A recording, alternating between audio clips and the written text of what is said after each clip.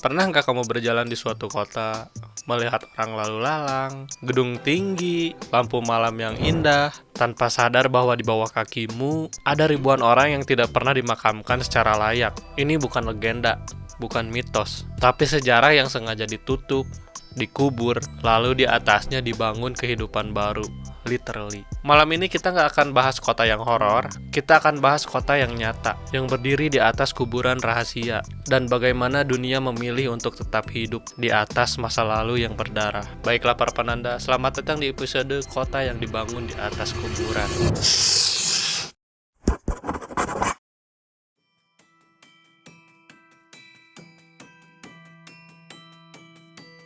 Yang pertama, bertempat di Smolensk, region Polandia, Rusia. Tahun 1940, terungkap 1943, dan diakui 1990. Di tahun 1940, sekitar 22.000 perwira militer dan intelek Polandia itu menghilang, dan bukan tentara biasa. Mereka adalah dokter, profesor, hakim, insinyur, bahkan pemimpin intelektual sekaligus. Mereka ditahan oleh polisi rahasia Soviet atau yang disingkat NKVD, dan kemudian mereka tidak pernah kembali. Selama bertahun-tahun, keluarga mereka itu nggak diberi kabar. Tidak ada makam, tidak ada penjelasan. Sampai tahun 1943, tentara Jerman menemukan kuburan massal yang bertempat di hutan Katyn. Ya ini entah gimana ngejanya ya, pokoknya KATYN. Ribuan jasad dengan tangan terikat dan peluru di belakang kepala. Uni Soviet kala itu langsung membantah dan menyalahkan Jerman, dan dunia memilih diam. Kenapa? Karena secara politik, mengungkapkan kebenaran kala itu lebih berbahaya daripada mengubur ribuan mayat. Baru 50 tahun kemudian, tahun 1990, Rusia akhirnya mengakui Katyn adalah eksekusi massal oleh Soviet. Hari ini area itu terlihat tenang, hijau, seperti hutan biasa, tapi di bawah tanahnya ada sejarah yang ditutup lebih dari setengah abad.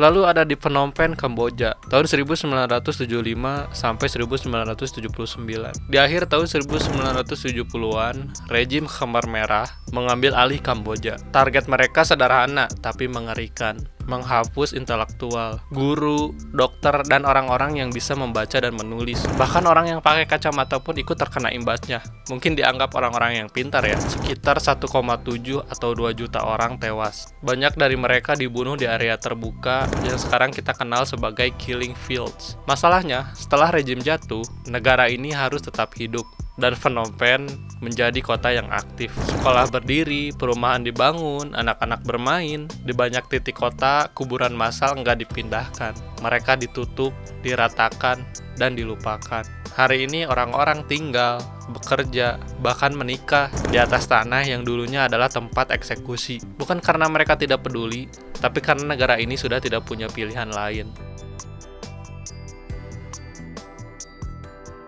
Yang ketiga adalah di Auschwitz, Polandia, tahun 1940 hingga 1945. Auschwitz adalah simbol dari Holocaust. Lebih dari 1,1 juta orang dibunuh di sana. Tapi yang jarang dibahas, kota Auschwitz tetap ada. Orang-orang tetap tinggal, anak-anak tetap sekolah. Tidak semua korban dikremasi, tidak semua korban dicatat. Sebagian tanah di sekitar camp mengandung abu manusia yang bercampur dengan tanah. Dan dunia memilih melestarikan sebagian, membangun sebagian, dan hidup berdampingan dengan luka sejarah. Karena tidak ada cara untuk benar-benar membersihkan tempat ini. Tempat yang sudah menyerap tragedi sebesar itu. The summer of 1944 brought nearly 2 months of hell for Lukács and his father, as the Nazi war machine rapidly crumbled. In the east, Soviet forces were advancing, reclaiming nearly 100,000 square kilometers of territory.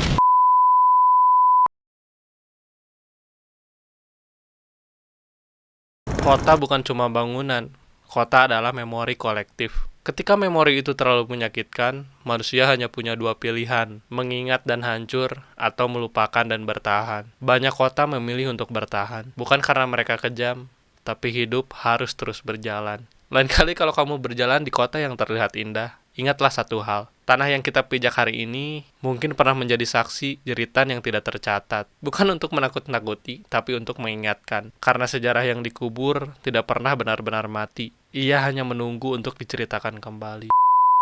Baiklah para penanda, itu dia video kita kali ini. Terima kasih banyak untuk yang selalu nonton, komen, dan subscribe ya. Saya doakan semoga kalian bahagia selalu dimanapun kalian berada ya.